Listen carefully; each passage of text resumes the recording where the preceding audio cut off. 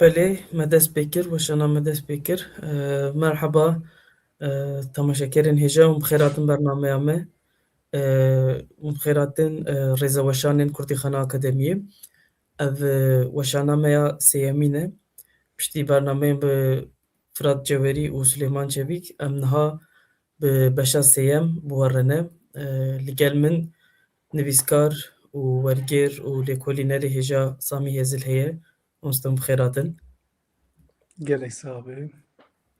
چونه باشن Sahibi canı ve huncu başın. gelekî spas mala wan spas darin. Ez Aydin Ekin ez jî weke wergerekî bi moderatoriya vê bernameyê pir kêfxweş im li gel mamoste Samî Hêzil. Ez berî ku em dest pê bikin weke hûn jî dizanin îro şeşê Sibatê ye yanî salvegera erdhejî sala 2023 em hemû mirovên ku di wê erdhejî Kambax de jiyana xwe ji dest dan em bi hurmet û bi rêzarî bibîrtînin. Rehma Xwedê li tevan be yên ku ji wê erdhejê bi awayekî zindî xilas bûn jî Xwedê sebrê bide wan, Xwedê şîfayê bide wan. Em bi wan re ne. Belê mamoste berî ku em dest pê bikin ez dixwazim hinekî behsa xebatên te bikim û piçekî Kerem ki. behsa biyografiya te bikim belê. Mamoste Samî di sala 1975 li gundê Setmanisê ya girêdayî Wanê ji dayîk bûye. Li zanîngeha Wanê beşa ziman û edebiyata îngilîzî xwendiye. Di sala 1990 de kuta kiriye ji wê beşê derçûye. û piştî wê jî li zanîngeha Mêrdînê li Artukliyê li gel mamoste Şehab di warê mîtolojiyê de xebata xwe ya masterê temam kiriye. û piştî wê jî li zanîngeha Bingolê doktoraya xwe li ser wergera edebî di Kurdî de kiriye. Ew xebat ji xwe weke pirtûk jî çap bû, pirtûka mamosteya herî dawî ye. Car din pîroz dikim vê xebatê mamoste. Gelek sahibi spas. û heta niha di gelek kovaran de, di gelek platforman de wergerên wî yên ji zimanê îngilîzî weşiyane. Mamoste Samî di emrekî gelekî ciwan de dest bi karên wergerê kiriye. Xebata wî ya ewil Qelareşk û bîst helbestên din ji Edgar Allan Poe di sala 2004 de ji weşanxaneya bajarê derçûye. Piştî wê jî serpêhatiyên Ulysses, Adventures of Ulysses ji romana Charles Lamb ji weşanxaneya lîsê derketiye. Di sala 2015 de çîrokên zarokan ên nivîskarê Ayirlandî Oscar Wilde wergerandine û bi navê Prensê Bextewar ji weşanxaneya Sîtavê çap bûye. Mamoste her wiha di warê sînematografiyê de jî xebatekî wî weşiyaye. Navê wî nivîskar Blaine Brown bû, neşaş bin mamoste. Ew jî belê belê weşanên akademiyê Sinematografi belê. belê.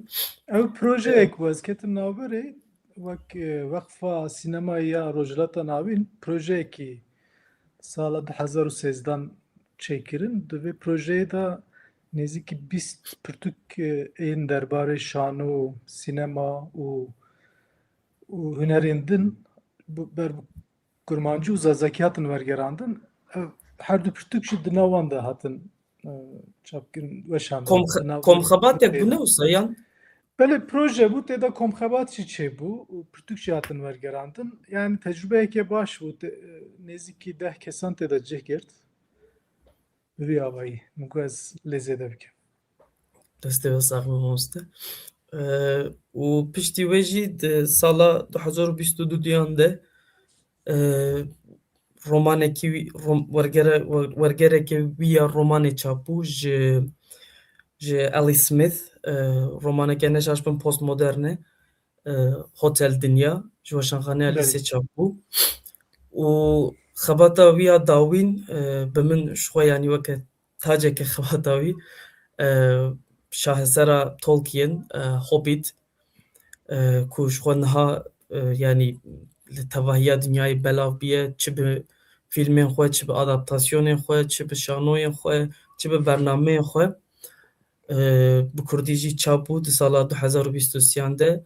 Ev jî şanazeyekî mezin ji bo Kurdî, klasîkên wisa li hemû dünyayê belav bûyî li Kurdî jî zêde dibin. Em hêvî dikin mamoste dest bi mîrê gustîlkan jî bike. İnşallah.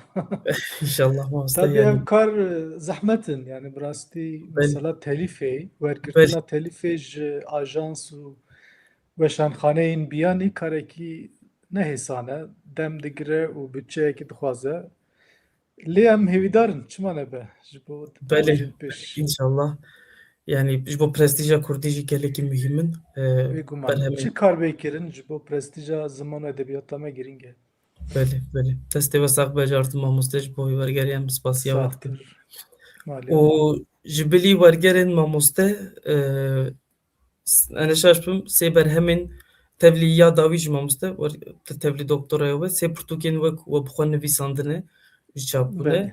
Sala 2015 de kurtewêjiya Kurdî ji weşanên Stavê çap Belê. bûye û piştî wê jî xebata we ya masterê li hengê Masterê mîtolojî belê. belê Belê. belê li hengê mîtolojiyê ji weşanxane lîseyê dîsa çap bû û her dawî sala 2025 de mamoste Samî bi navê wergera edebî di Kurdî de pirtûkek derxist.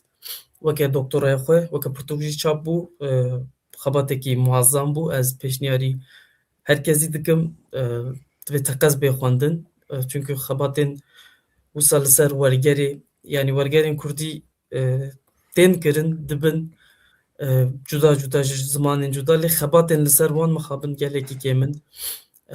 Xebatên akademîk, xebatên ciddî fermî pir kêm in ji ber wê jî çapbûna wê pirtûkê jî gelekî bi qîmet bû.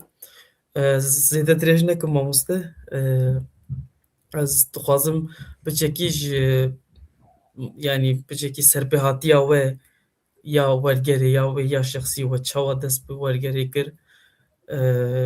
Yani ez dixwazim biçekî li we guhdarî bikim. We Belê. çawa ketin nav Erê. kar û xebatên wergerê. Ya rastî dema ku min li Wanê zanîngeha Wanê beşa ziman û edebiyata îngilîzî dixwend û têkiliyekê me bi ser rêya ya bi rêya îngilîzî tirkî bi wergerê re çêbû. Hem dersa me ya wergerê hebû hem ji îngilîzî bo tirkî û tirkî bo îngilîzî. Tabii wê demê yani bi hestiyariyekî welatparêziyê jî mirov difikirî em difikirîn yani çima bi zimanê Kurdî ew berhem neyên wergerandin. Yani ew belkî ez bawerim yên nifşên me ku zanîngeh xwandî hemiyan jî li ba wan ev pirsî çêbûye.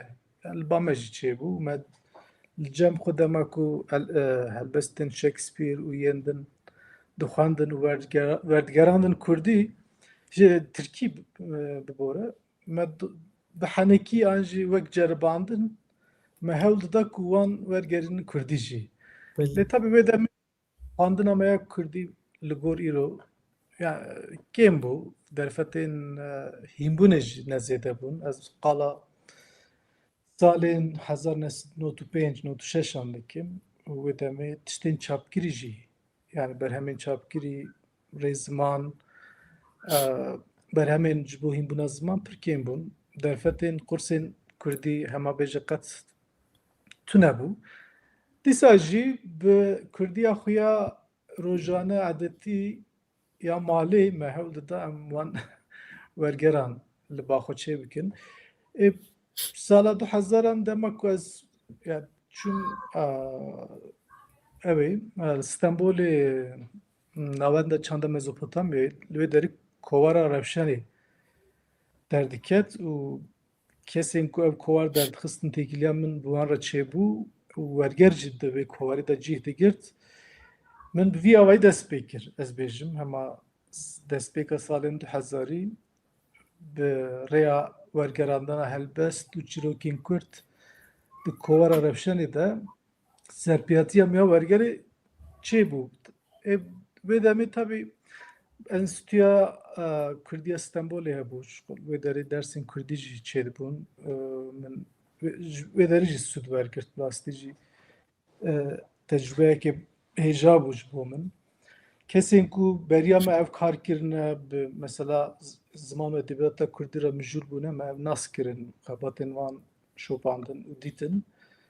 Bi vî awayî hem motivasyonekî bi min re çêbû me dest pê kir yani. 2005 wergêr Kavan Emir weşanxaneyekî ava kir û evî beriya me dest pê kiribû. Bi rastî jî di wergera Kurdî de jî yani rola wê jî xebata wê jî hêjayê pesendayînê ne.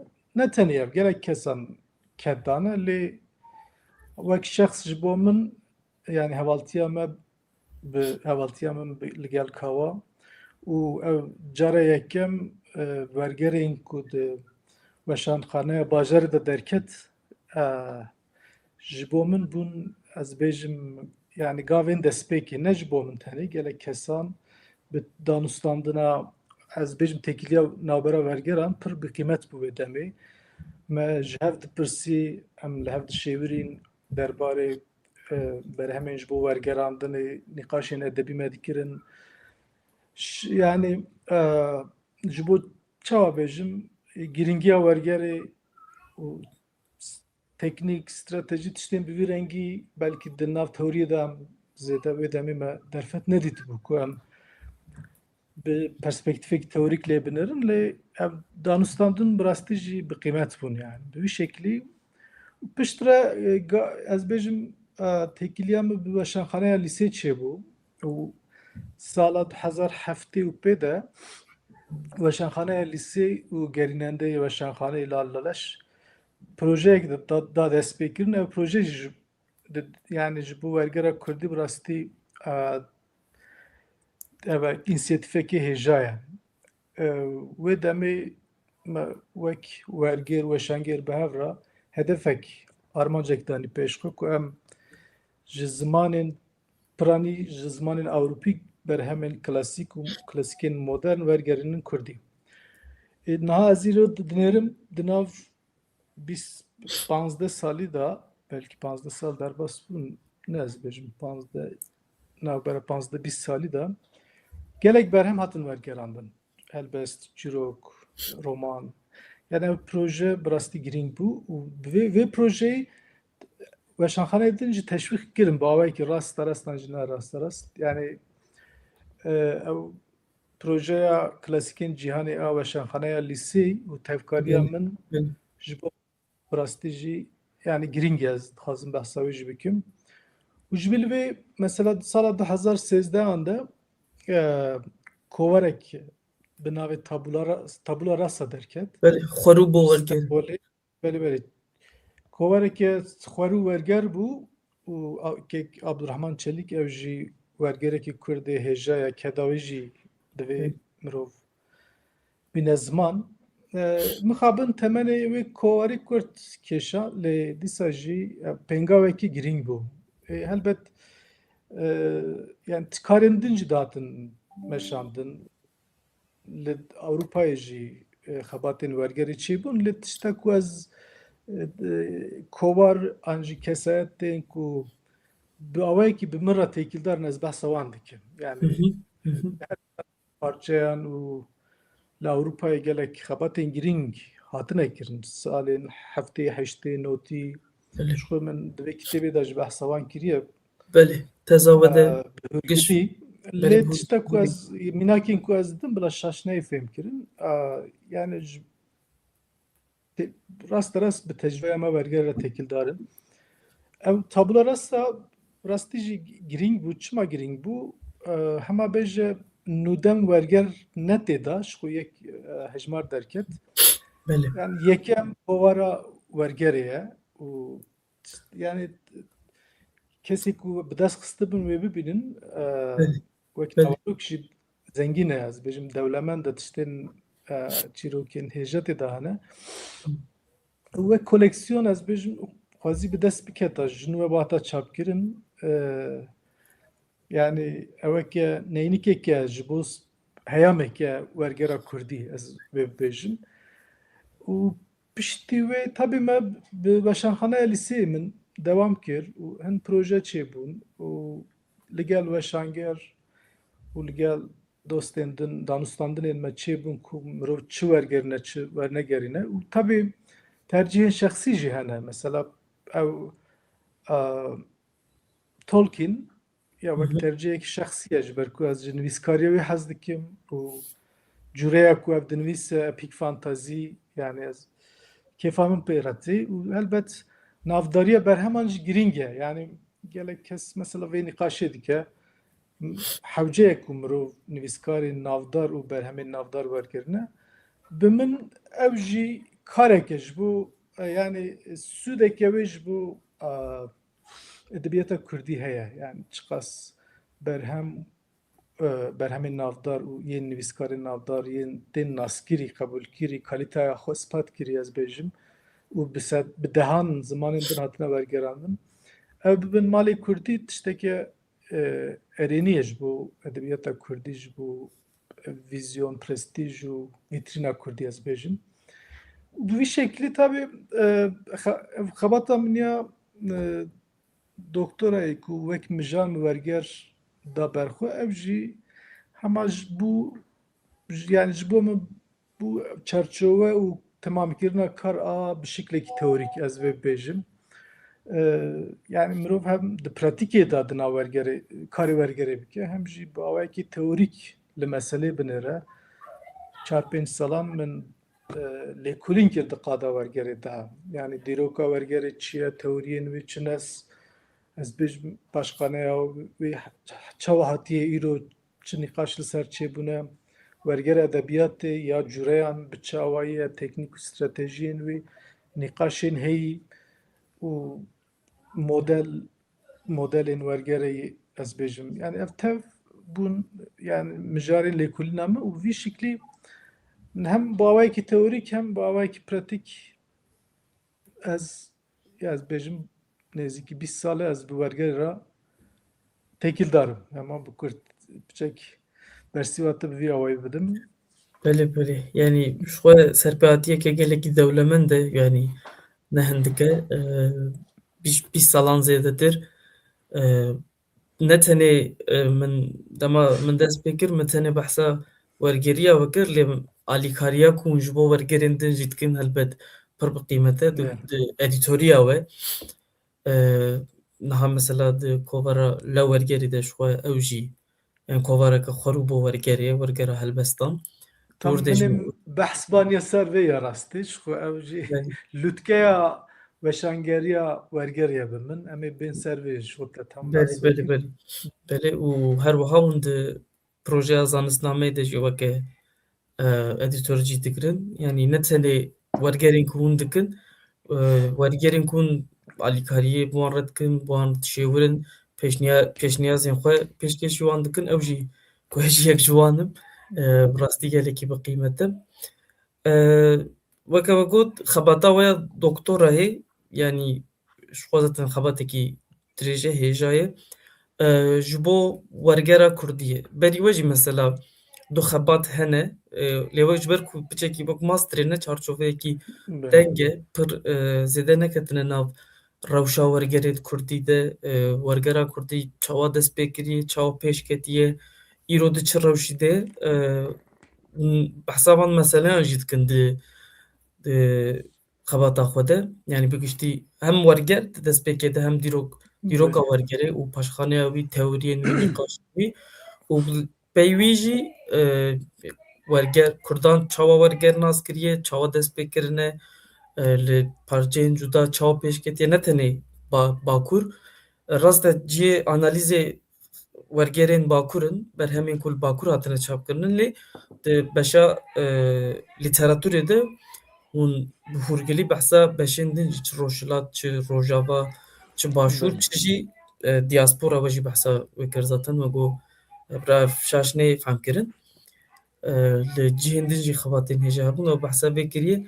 Yani piştî wê xebatê, piştî wan lêkolînan, piştî wê lîteratûrê piçekî jî hûn mesela ji me re behsa werger di Kurdî de çawa dest pê kiriye, çawa domiyaye, çawa şên bûye û rewşa wî ya niha bi giştî weke kurteyeke xebata we hûn dikaribin behs bikin gelekî baş. Belli az mesela lev wergerê jî bînim ziman bi Belê rastî belê em her dikirin. de hem wek werger jî dixebitin Hı hı, û hı hı. di desteya editöriyê de jî ez kar dikim. Ev ezmûn jî bi rastî giring e, yani belkî bi dehan ziman helbestên ji bi gelek zimanan tên wergerandin bû kurmancî û zazakî Belê û belê. gelek jî bi rastî wergerên nû jî hene, ciwan jî hene. Ev tiştekî ji bo pêşero jî giring e û yên xwedî tecrübetê de cî dikirin û bi rêya edîtoriyê û danûstandinekî di navbera me jî çêdibe û lew werger bi rastî yani keda kek yeqîn bi Yaqîn serî de belê. kek yeqîn û hevalên Silav. din jî hene. Em ji bir silavên Evê xwe jî revişnin. yani networkek pir berfireh û bi zimanekî şîrîn bi her kesî re Belê tekliyek pir belê. datîne û bi vî awayî hev digîne hev. Min jî gelek kes nas kirin yani bi vê networkê û em jî di nav danûstandinê ne û hem di ser zemînekî edebiyatê û wergera edebî tekilî çêdibin yani ji ber vê dibêm ew lew werger di weşangeriya wergera Kurdî de lûtgehek e bi her awayî hem ne tenê yani erê wergera helbestî ye lê yani pêra tiştên din jî hene ku yek ji wan jî danûstandina Belê. wergeran e karek pir giring e yani. Ja tabii mesela tevkariya wergerê bêguman ji bo pêşerojê jî hin proje hene ne tenê wek şexs bi sazî û dezgeh û weşanxane re em ez hêvîdarim em ê hin tiştên zêdetir jî bikin û gelek kesên din jî Belê. tiştekî karekî giring e. Ev giringî jî yani gelek caran qîmeta wergerê, rola wergerê, bandora wergerê tê nîqaşkirin. Ev nîqaş wê her tim hebin lê werger pêwîstiyek e bi min. Ez bi xwe ji wek şexs erê yani ji bilî wergerê jî ez bi ziman û edebiyat û çanda Kurdî re eleqedarim. Hı Ez hı. bê jî bibêjim mesela kesê ku dişopînin mesela dewma min dest pê kir wek mexles min Samî Hêzil bikaranî çimkî dema ku min dest bi nivîskariyê kir ew bikaranîna mexlesê jî ji xwe wek edetek bû û helbet Belê. hêlekî din jî heye hêlekê din jî ya vê tiştê ew e ku mirov paşnavên ku me wergirtî kalûbawan wergirtî em dizanin tev bi çawayî pêk hatiye û dema ku mirov tiştekê dinivîse karekî estetîkî pêktîne dixwaze ku ew nav jî bi awayekî bi vî karî bê. Lema salên notî bijartina mexlesan wek edet Belê. berbela bû. Lê ji bilî wê ez bi navê xwe yê fermî yê malbatî Samî Çelîktaşî Hı hı. xebatan dikim û bi vî navî jî xebatên min hene û gotar hatine weşandin. Belê. Ev jî bi awayekî têkildarî wergerî ne, têkildarî edebiyata Berawerdî û xulasa têkildarî edebiyata Kurdî ne. Ez vê jî bêjim û derbasî pirsa te bim. Belê. Elbette wek te got tabii li ser wergera Kurdî xebat çêbûne. Çi gotar, lêkolîn, nivîsên di kovaran de û heta xebatên wek tez jî hene. Hı hı. Li Bakur ez bêjim du heb tez hene wek te jî got. Belê. Yek teza mamoste Yusuf Taştan ew wî cihê daye dîroka wergerî Hı hı. û teza Doktor Ziyaettin Yıldırım Belê. Çakar a master jî xebatekî balkêş e. Hı hı. Belê min. Werger û têkiliya wê rola wê di kurdolojiyê de. Belê.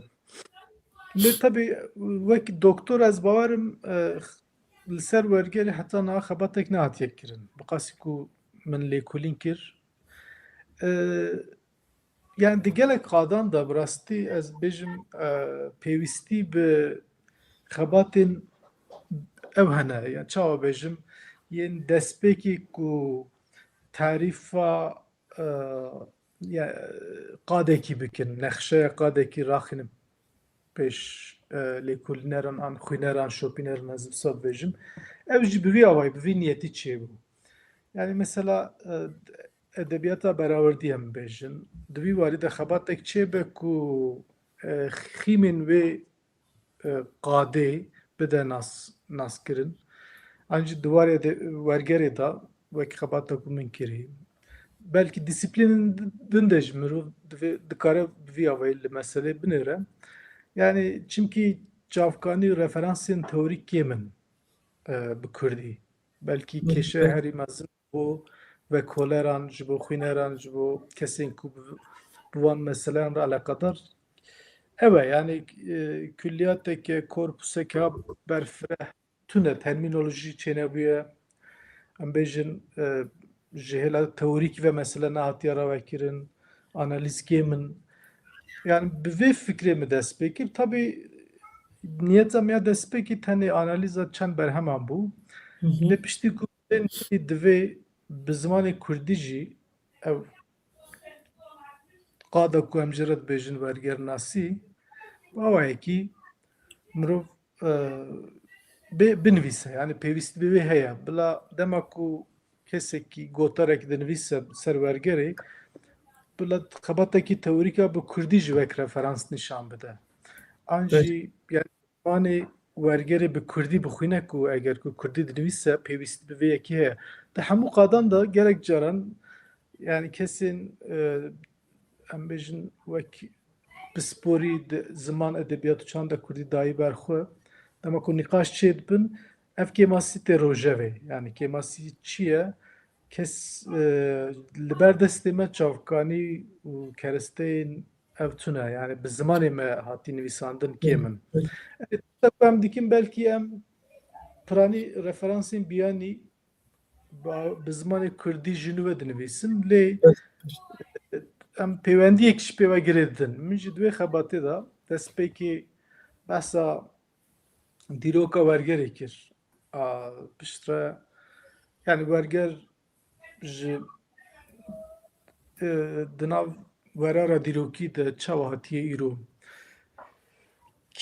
kê bi çi awayî li meselê nêriye çawa tarîf kirine kêşeyên wergerê bi çi awayî ketine rojeva kesên fikirmend em bêjin piştre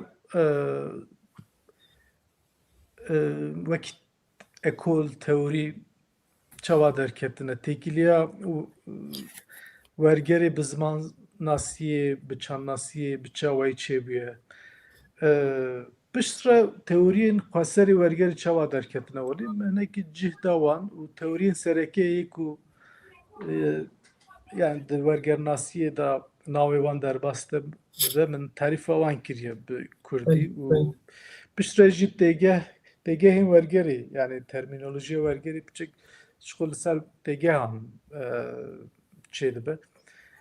Ev jî yani di vê xebatê de belkî zehmetiya herî zêde jî ew bû ku mirov termînolojiya wergerê bi Kurdî ji nû ve tarîf bike an jî peyvên nû têgehên nû peyda bike. Axiriyê ev tişt di vê pêvajoyê de xebatekî min û kek Dîlawer Zerax jî çêbû ew jî bi karê wergerê re ji mijûl e ji bilî xebatên hêjayên din me bi hev re termînolojiyek jî amade kir ez bêjim di demekê nêzik de wek ferhenga têgehên wergerê wê çap erê û di xebata min de jî gelek ew têgehên ku me li ser hev kirî cih digirin piştre min hewl da ku ez paşxaneya dîrokiya wergera Kurdî jî bixim nav vê xebatê lê helbet ji bo vê lêkolînên berfireh lazim in bi rastî çûn hatin lazim e mirov divê bikeve nav koleksiyonan mesela alfabe çareser bike yani gelek kêşe derdikevin pêş lêkolîneran lê bawayekî bi hevkariya û alîkariya gelek kesan ji Başûr Rojhilat ji Ewropayê heta ji Kafkasê ji Êrîvanê min gelek agahî kesên eleqedar wergirtin û ev jî ketin nav vê xebatê û dawiye panoramayeke wergera Kurdî ji derket hûne. Yani bêguman dema ku em behsa wergera Kurdî dikin ya edebî bi taybetî divê mirov evekî destpêkekî bide kifşi yani kengî destpê kiriye numuneyên ewilî çi ne erê gelek tune yani mixabin mirov nikare behsa paşxanayekî dewlemend bike lê numune hinek ku mirov bibêje ew xebatên destpêkî yên wergera Kurdî ne. Mesela xebatên rojhilatnasan hinek ku tê de wergeran jî cêgirtiye kesên ku rojhilatnasên ku hatine û tomar kirine tiştên ku Kurdan nivîsî ev tişt pêwîst dîtine ku wan wergerînin bi zimanê Rûsî, Fransî, İngilîzî, Almanî filan bêvan. Ev jî axirî ji îro ji bo me wek numuneyên wergerê ne. Yani armanca wan a wê demê cuda bû lê îro ji bo me bûne wek keresteyên lêkolînê mirov dikare li ser wan jî xebatekî pêk bîne bi rastî. û mesela kitêbên pîroz, nivîsên pîroz, deqên pîroz jî yên dînî ev jî hatine wergerandin. Wergerên İncilê, mevlûdname, eqîdename. Medrese bi rastî jî yani ji bo wergera Kurdî mirov dikare bibêje warên girîng bûn yani cihên girîng bûn, lokasyonên girîng bûn. Li wan deran jî werger wek çalakiye jiyana rojane cî girtiye. Wergera ji erebî bû kurmancî. Kurmancî. Bi wî şeklî jî tabii Mele Mahmûdê Bazidî, Mele Musa wergerên wan jî girîng in. Yani ji bo dîroka wergera Kurdî de bi taybetî Mele Mahmûdê Bazidî xebatên wî yani wek destpêk in. Belê. Şerefnameyî. Belê şerefname û wergera Memûzinê jî Belê, min belê. navê Samî Çelîktaş ser wergera Memûzinê nivîsî ew bi min yani numuneyeke balkêş a wergera navzimanî ye. Belê, belê. û adaptasyoneke jî adaptasyonekî cihê ye û mînakekî wergera Kurdkirî ye jî Memûzîn. Memûzîna bi cureya Mesnewiyê ya xanî Mele Mahmûd bi awayekî Kurdkirî, çîrokî Belê, û belê. ji hêla ziman ve jî bi guhertinên berpiçav wergerandiye. Tabii ew hin kes wek werger qebûl nakin lê bi min bi qasî ku yani teoriyek ku ez jê dizanim bi min ew mînakekî wergera navzimanî ye. Lê tabii di hemû qonaxên edebiyata Kurdî de pêngavên wergerî çêbûne. Yani li Stenbolê destpêka sedsala bîstan di kowar û rojnameyên wê demê de numuneyên wergerê hene. Piştre li Êrîvan û Tiflisê em bêjin li Kafkazê werger hatine kirin bi taybetî ji zimanê Rûsî û Ermenî ber bi kurmancî werger çêbûne. Dîsal li başûr kovarên li wê demê salên sî çilî derketî û kovara Hewarê jî bi taybetî ji bo wergera Kurdî girîng e. Bi vî awayî ez bêjim yani çi demê kovarekî înisiyatîfeke edebî tevgerekî yani hewldanekî çêbûbe pêre werger jî ketiye rojeva wan kesan. Yani pêwîstî bi wergerê dîtine û di wê xebatî de min cih daye wan jî yani kîjan qonaxê, qonaxa dîrokî çi xebat hatine kirin.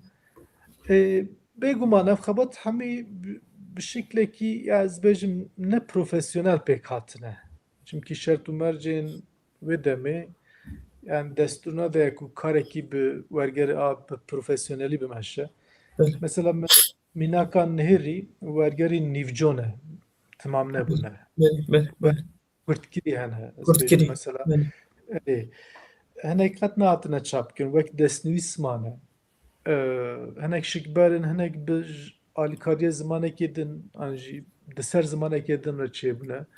Bi vî şeklî lê piştî salên 2000 bi min yani ew piştî salên 2000 di qada wergera Kurdî de taybetî ji bo Bakur bibêjim gelek tişt guherîn û em êdî dikarin behsa yani hebûnek qada wergerê ya edebî bikin. Ez li bir rawestim belkî pirsê te din jî hebin. Nizanim. Kêm Na zêde ji wisa namamsın. bersî bidim. Na kerem. Bele. Wekî we got yani yên destpêkê piranî weke yani ne profesyonel belkî dilsozî belkî hewleke şexsî weke we got ji xwe piraniya ji wan xebatan belkî çap nebûne belkî hene heya me ji wan Bele. tune ye ji ber ku pir profesyonel nedihatin kirin lê piştî 2000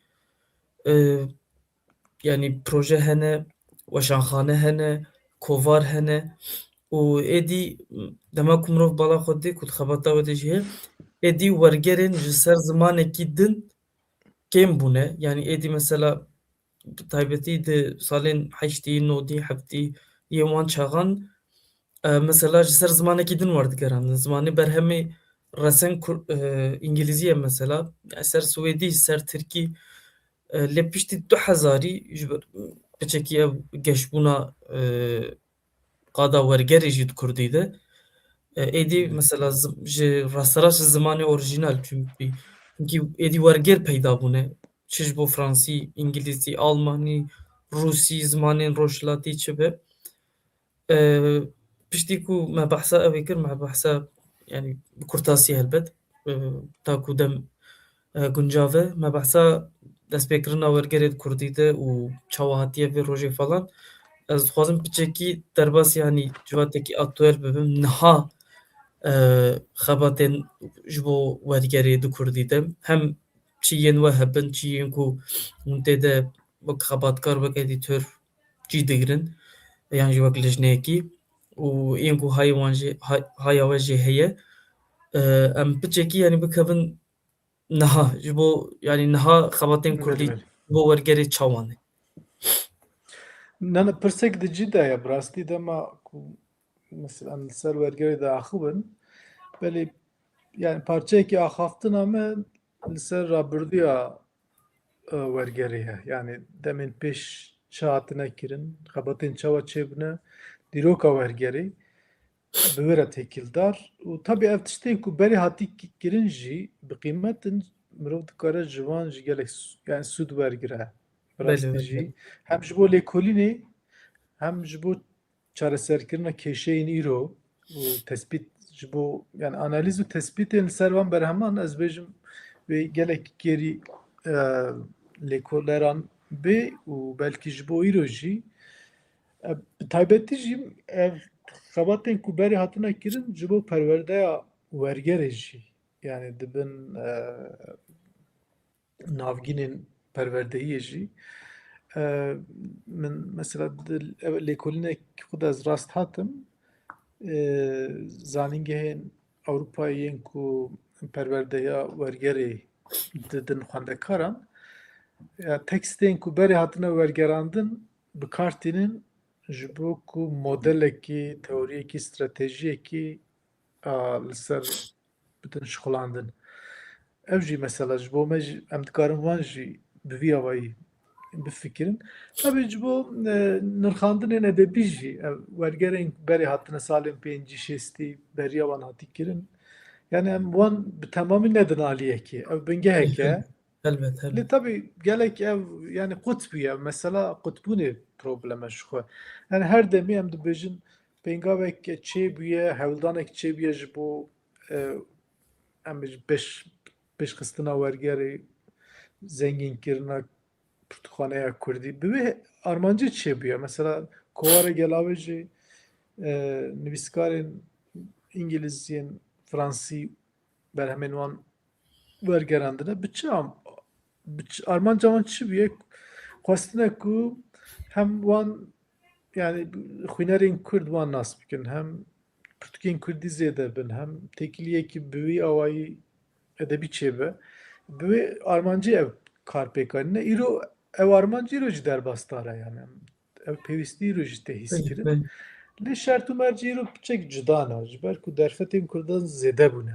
Yani weşanxane hene, wergêr hene û xwîner zêdetir in bi min li gor paşerojê ez bêjim. Ber vê çendê divê mirov rewşa îro yani li gor pêwîstiyên çawa bêjim yani axir ew konvansiyonekî me ya edebî heye îro. Ez ji bê bo Bakur diaxivim piranî yani yani hejmarekî xwînerên Kurd hene ku dixwazin berheman bi Kurdî bixwînin. Er her çi qas Kurd yani bêjin yê ku dixwînin û dinivîsin bi temamî du ziman bin an jî hinek pir ziman bin jî lê dixwazin ku bi Kurdî jî bixwînin. Yani ev daxwazeke yani gelek sedemên wê hene lê divê mirov ji bo wan jî tiştan pêşkêş bike yani berheman wergerîne û ev pêwîstî tê hîskirin û weşanger, werger, nivîskar jî xwe dine ber vê karî ji ber ku evek heye daxwazekî ji bo wê tiştê heye. bê Îro pênc şeş weşanxane hene dizanim ku projeyên wan ê wergerê hene pirtûkan werdigerînin û pirtûk jî yani sal bi sal zêde dibin. Yani pirtûkên wergerî di nav hejmara pirtûkên wergerî di nav pirtûkên Kurdî de jî zêde dibin. û tabii motivasyona xwandina pirtûkên wergerê jî divê mirov li ser bisekine. A dûr da yani hêlên erînî neyînî bi hev re hene hin. Reaksiyonên li hember berhemên wergerê jî hene bêguman. Tê nîqaşkirin yani pêwîstiya wergerê bêtir zimanê berhemên werger derdikeve pêş li ser vê jî nîqaş çêdibin. Lê îro tişta ku mirov ji bo wergera Kurdî bibêje yani tiştên giştî bi min yek tabii edebiyat bir şeklekî jî bazar e yani bütçeye û bêgûm yani pêwîstiya kesên pispor heye ku divê bazarî de ciyekî ji xwe re bigirin. Mirov ji hêla weşangeran lê binêre mesela wergerê hem karekî hêsan e bê telîf e eger ku tu berhemekî nivîskarê wê heftê pênc sal berî niha mirî wergerînî bê tu evek çavkaniyek beleş peyda dikî ku çap Kurdî bikî tê û pêşkêşkirin belê lê dema ku mesele tê wekî berî niha jî te behs kir ew mîrê gustîlan em bêjin standina telîfa wê bi rastî jî zehmet e yani tu yani ku bütçeya wê peyda bikî jî mesela HarperCollins dema ku me ji bo telîfa Hobbitê ji wan xwestin hejmara çapkirinê ji me pirsîn yani hûn ê çend heba çap bikin. Yani min behsa hezar du hezarî kir yani destpêkî gotin em ji bo ev qas kopiyê telîfê nadin. Yani ew li benda 100,000 200,000 500,000 kopî ne. İja bazara Kurdî ya edebî jî yani firotina pirtûkan û mesela em bêjin aborî em hemû jî dizanin yani problemekî mezin e kitêbên Kurdî kêm tên firotinê mixabin û kêm tên xwendinê jî kêm tên firotinê jî lewma bazarekî ha ew herikbar û rêk û pêk tune ev tiştekî yani ji bo wergerê ji bo xebatên bi telîf yani ew qelemekî lê zêde dibe ji bo weşangeran dema ku mirov li meselê binêre ev jî karekî nehêsan e bi rastî. Yani tişta sereke mesela bütçe çareser be ku hinek weşanxane bi rêya projeyan û bi rêya sponsoriyê hewl didin ku derfetan çêkin. Ew mesela yani kêşeya îro ya em bêjin çapkirina pirtûkan û belav bûna wan lê ji bilî vê divê mirov piçekî mesele di çarçovekî teorîk de jî binêre yani em hala edebiyat etkin, yani edebiyat ji bo edebiyata Kurdî mesela di nav edebiyata cîhanê de cî çi ye têkiliya wî bi edebiyata gelên ku em pê re dijîn yên wek Tirk, Ereb, Fars çi ye? Kêşeyên edebiyata me çi ye û têkiliya wan kêşeyan bi wergerê çi ye? Mirov divê servan jî tabî hinekî bax ve tiştan bibêje û pişt re jî tiştekî ji wê girîngtir bi min yani pêşeroja yani dahatuya edebiyat ji wergerê yani xetereyekê heye ji bo wergerê ku berî bername jî mişterek got dibe بله ku em بله pekên nêzik seleya wergerê bixwînin yani بله بله بله bibêjin بله jî çimkî ev hişê çêkirî jî dibêjin ev artificial بله بله intelligence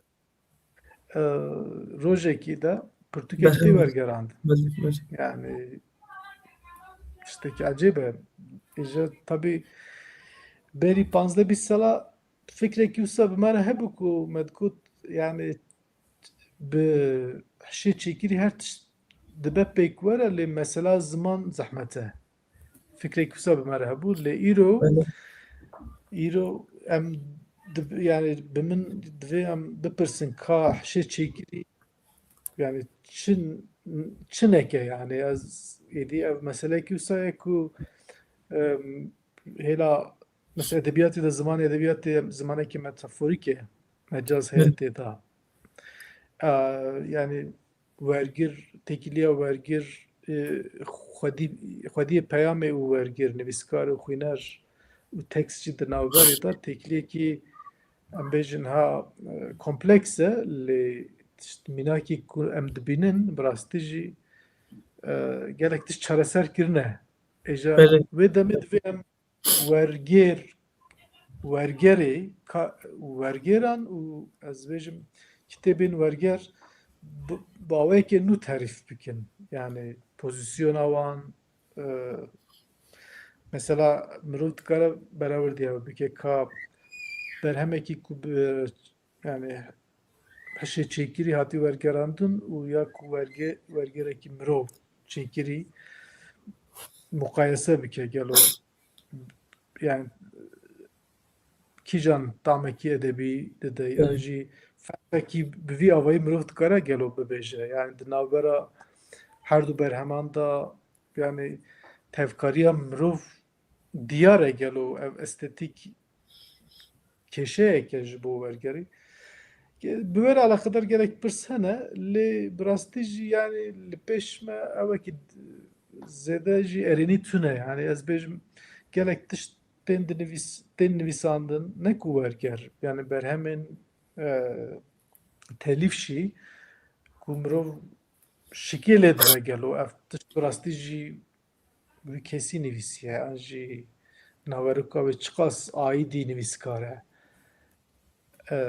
mesela sextebûnê jî tê rojevê بله lema بله ji bo edebiyata Kurdî û wergera Kurdî ev mesela hişê çêkirî û bandora wê li ser edebiyat û wergerê jî divê mirov li ser van meselan jî hinekî bifikire helbet nû ye gelek tişt yani wê bên rojevê bên nîqaşkirin encamên cihê wê derkevin lê tiştê ku dîsa ez dibêjim mesela min di xebata xwe de me anî ziman niha jî tiştê ku ez behs dikim tev angaş tu tezên 20 sal 40 sal berî niha ne lê ku îro sala 2026 de em diaxivin tiştê ku em dibêjin divê êdî ev hişê çêkirî û derfetên nû serdema dijîtal jî li ber çav em bigirin yani. بله بله بله Yani hem rola edebiyatê digore hem jî rola wergera edebiyatê digore. Belkî ji bo yani îroya wergera Kurdî ya edebî mirov dikare behsa wê jî bike. Wergera ji Kurdî ber bi zimanên din. بله Ev jî من جد خواست sernaye بله خواست بحثا وجي بكم yani ev jî wek sernav divê min dikare çend tiştan derbarê wê jî bêje. Tabii di بله nav saetekî de mirov ancak yani serdagirtî dikare mesela بله بله bixwîne. بله بله Ee, كلام yani bawek spesifîk mirov nikare ser yek mijarê em şo eva bername jî nevîsaye. بله Lê بله ez bibêjim yani ev kar jî gelek nivîskar mesela dixwazin nivîskarên Kurd ên ku roman çîrok helbest nivîsandine dixwazin berhemên wan bi zimanên din bên wergerandin. Lê ev mesele jî piçekî dîsa tekilî ya wê tiştê bi bütçê re bi bazarê re heye. Yani min du sal beriya niha romana Burhan Sönmez a evîndarên Franska فرانسکا wergeran tekilî. بله Yani vê pêvajoyê jî nêzîkî salên nû doman. Her çiqas mesela Burhan Sönmez wek nivîskar li Ewropayê tê naskirin derfetên wî zêde bin jî dîsa ne hêsanek ku ji bo berhemekî Kurdî û nivîskarek Kurd e, bi zimanekî din pirtûka wî berhema wî çap bibe. Çimkî yani endüstriya çapkirinê li Ewropayê dî yani bawayekî pir pisporane dimeşe. Berî wergera berhemê dixwazin, sînopsîsekî dixwazin, edîtörên wan li berhemê dinêre, piştre hesabê firotinê dikin û qîmeta berhemê bi wawayekî dinirxînin li gor xwe. Yani erê her nivîskar dixwaze ku bi gelek zimanan bê wergerandin lê بله ev بله mesela bavekê cida dimeşe. Helbet ji bo danasîna edebiyata Kurdî پر مهمه tiştên mühimin hevldan xebat jî hene. Dîsa yani hin nivîskar bi derfetê xwe yê şexsî berhemê xwe dine wergerandin li Ewropayê bi zimanan. Eger ku ev tişt bi rêya weşanxaneyên Ewropî yên mezin û bê kirin helbet hîn qîmeta wê zêdetir e. Lê hevldanên şexsî, tekiliyên şexsî jî baş in divê mirov بله piştgiriya wan tiştan jî bike bêguman. û yani ji bo îroya wergera Kurdî tiştê ku tên şê min yek jî ev e wekî tu jî tê da cih digirî dizanî beşên ziman û edebiyata Kurdî hene li zanîngehan بله bên بله çar pênc zanîngehan a Bingol, Wan, Mêrdîn, Mûş, Diyarbakır Diyarbekir. Lêkolînên li ser wergerê û analîzên li ser berhemên werger jî çiqas hebin wê baş be yani wek pêwîstiyekî îroyîn mirov dikare behsa wan jî bike yani wê jî bîne rojevê belkî bala him lêkolîneran bikişîne hîn gelek tişt hene bêkirin yani tekiliya edebiyatan bi ser wergerê çê dibe û ev jî ev tekilî jî giring e yani îro bûye nevê kesekî ku bi edebiyata Kurdî re eleqedar wek lêkolîner yani dikeve qada edebiyata berabertî û ev berabertkirin jî bi şiklekî bi wergerê re tekildar dibe yani.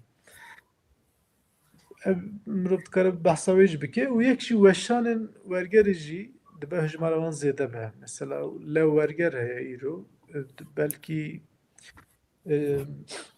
Cervantes em heye bêjin di nav lîstede.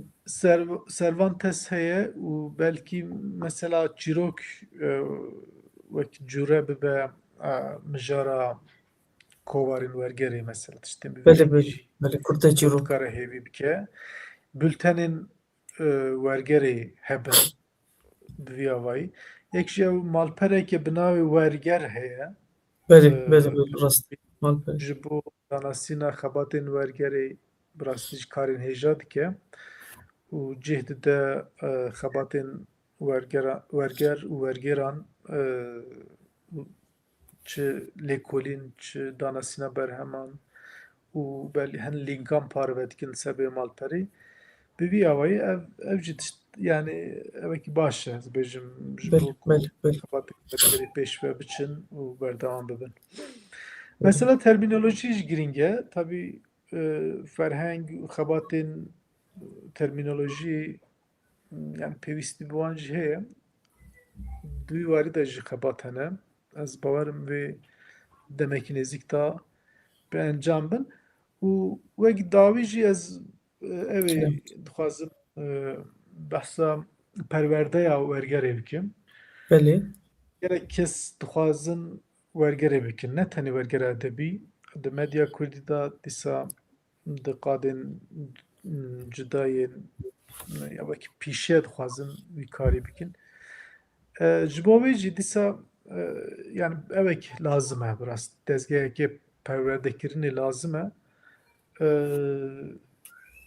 Yani bê perwerdeyî ev kar bi rastî tam bi rêk û pêk nameşe. بله Îca perwerdeyî bi yani dibin sîvana saziyekî, dezgehekî, enstitûyên wek me behs kirî yên zanîngehan jî dibe û pere jî materyalên perwerdeyiyê zêde bibin.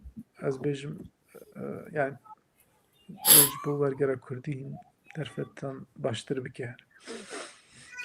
gelekî spas mamoste yani ve gelek pirsên di hişê de zelal kirin hem çiyên yani demên berê bin çün yên niha didomin wekî aktûel yani di dema niha de mala we hin pirsên min ji xwe berî ku ez bipirsim we bersivandin gelekî spas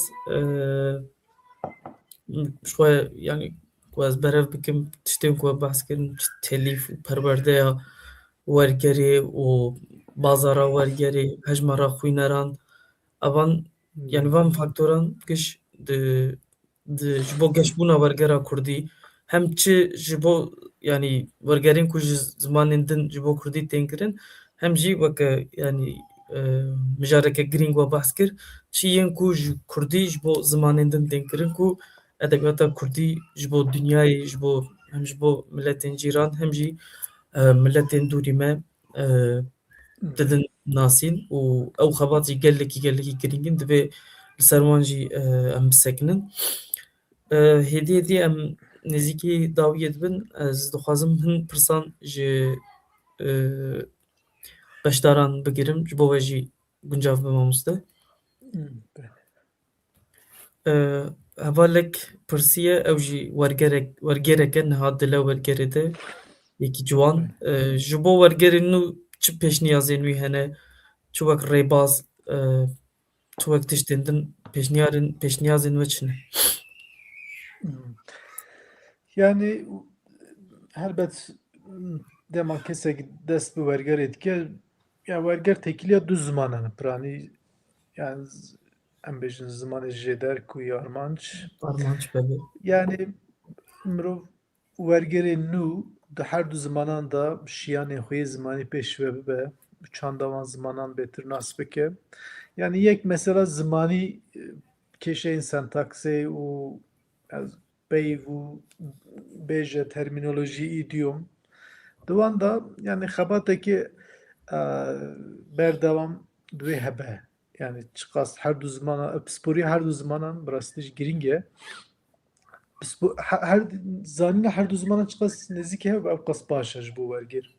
Belê û ji bêgûn. zanîna teoriya wergerê belkî rasta rast mirov feydeya wê nebîne lê bi rastî jî rêyekê yani ji mirov re vedike ku mirov karê xwe bêtir rêk û pêk bîne û bi min yani werger li şêwaza xwe binêre eger şêwazekî xweser pere çê bibe ev jî Belê yani tiştekî girîng e ku mirov bibe wergerekî baş şêwazekî xweser a werger hebe belê û ji bilî wê jî ji bo her xebata wergerê divê mirov evek stratejiyekî diyar bike.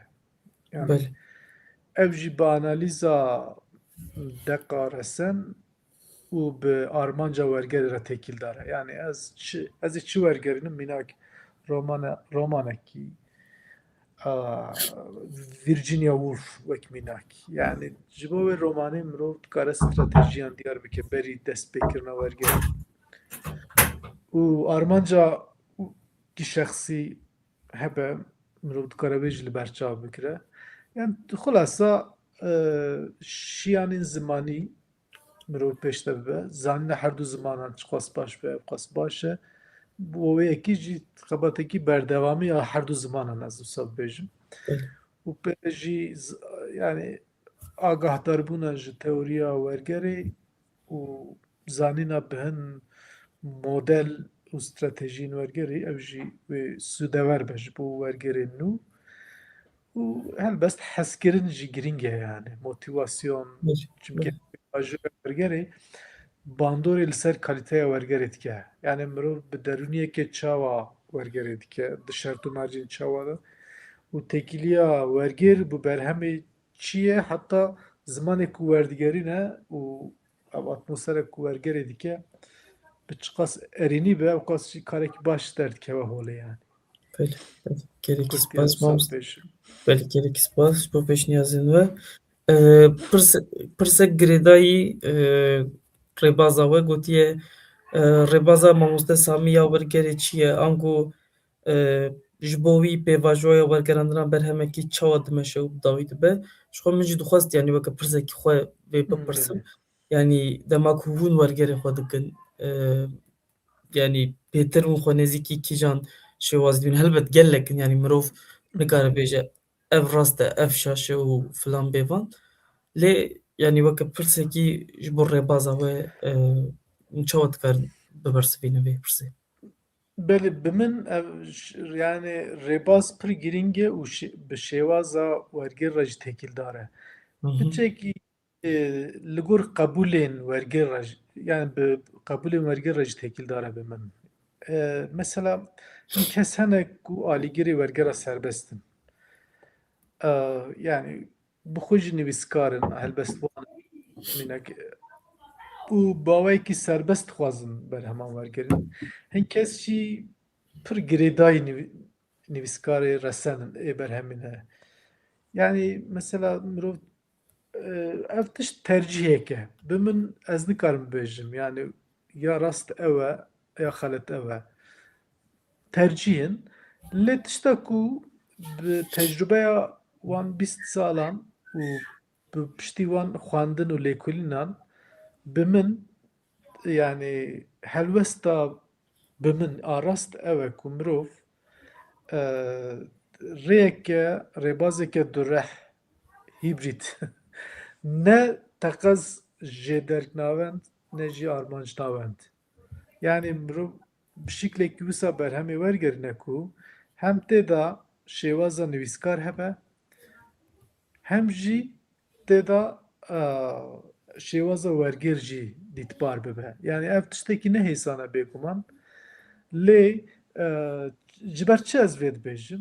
Mesela Kurdekî ku derfeta wê tune be Shakespeare an jî Joyce an jî Tolkien dixwîne yani heqê wê heye ku berhema ku bi Kurdî dixwîne bizanibe ku ew Tolkien e, ew Shakespeare e, ew Joyce e. Eger ku mirov berê serbestbûnê pir weke hingê di nav wê berhemê de şêwaza Tolkien ya Joyce ya Shakespeare winda dibe.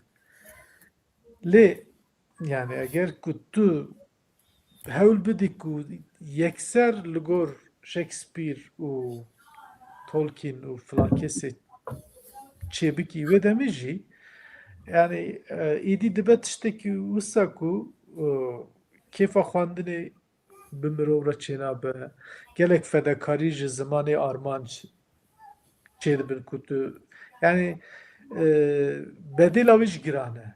Îja bi min rêya rast rêya navîn e ku mirov hem taybetiyên şêwaza nivîskar berhema resen biparêze û hem jî kirasekî rengekî nû jî pêre çê bike. Îja ew li gor berhemê diguhere. Yani ji bo romanê nîqaşa wê cuda ye, ji bo helbestê cuda ye, ji bo çîrokî cuda ye. Lê yani bi min yani ez dema ku ez tiştekî werdigerînim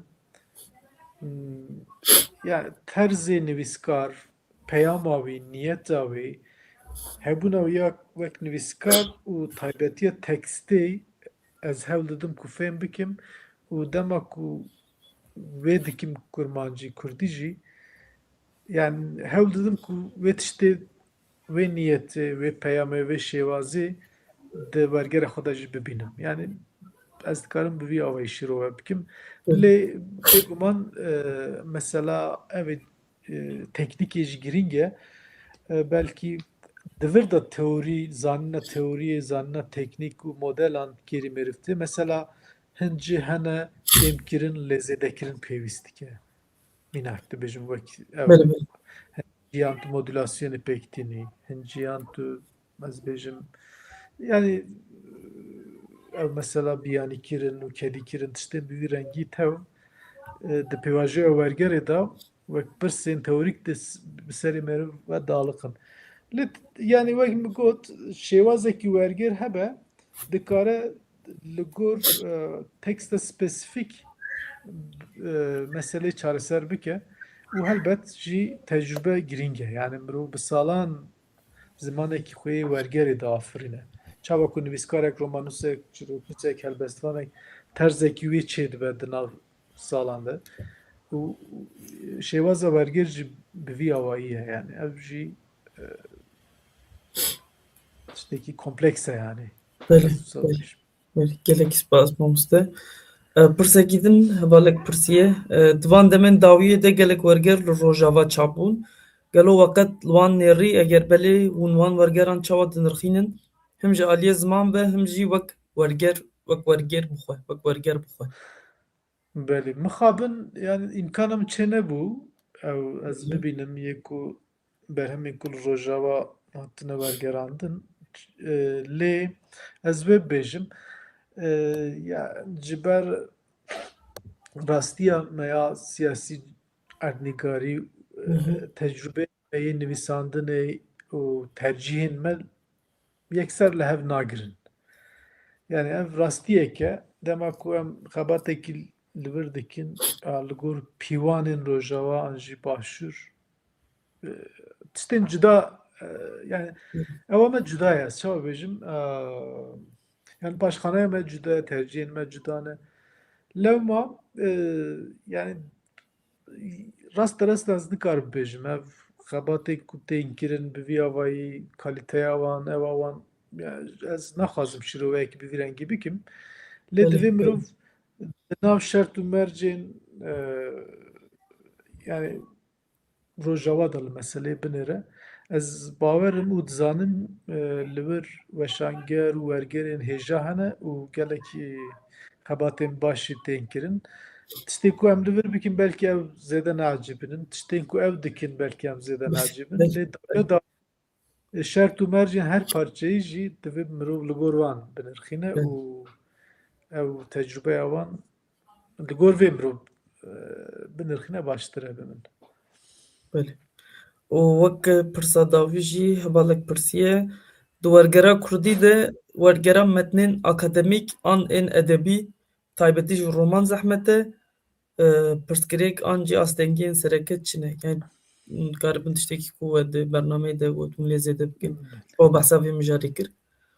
Belê. Ya rastî mesela dijwarbûnê ji bo her metnê diguhere. Yani mesela hin metn hene pir hêsan xuya dikin. Yên edebiyê ji bo yên edebî dibêjim. Mesela zimanê Hemingway hêsan xuya dike. Em bêjim. Yên Jack London. Lê bi rastî ev hêsanî ji bo wergêr yani derbasdar nîne.